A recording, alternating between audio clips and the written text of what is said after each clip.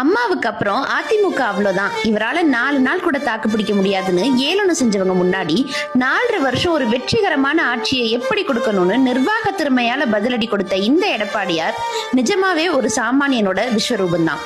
ஒரு சாதாரண தொண்டனா சேலத்து மண்ணில் ஆரம்பிச்சு ஒவ்வொரு படிக்கட்டா தான் உழைப்பால செதுக்கி இன்னைக்கு தமிழகத்தோட அசைக்க முடியாத ஆளுமையா நிற்கக்கூடிய இவர் புரட்சி தலைவர் காலத்துல ஒரு விசுவாசமான போர் வீரனா, புரட்சி தலைவி காலத்துல அவங்க நம்பிக்கைக்கு பாத்திரமான ஒரு தளபதியா தன்னை செதுக்கிக்கிட்டவர்.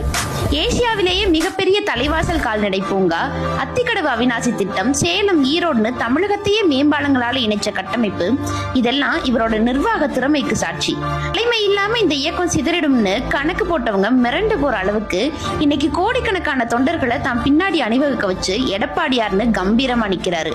பக்கம் கோடிக்கணக்கான தொண்டர்கள், இன்னொரு பக்கம் வாழ்வா சாவாங்கிற நெருக்கடியான அரசியல் சூழல். இத்தனை சோதனைகளையும் தாண்டி வீழ்ந்த இடத்துல இருந்து மீண்டும் ஒரு பீனிக்ஸ் பறவையா எடப்பாடியார் எழுந்து வருவாரா? நீங்க என்ன நினைக்கிறீங்க? உங்க கருத்தை கமெண்ட்ல சொல்லுங்க.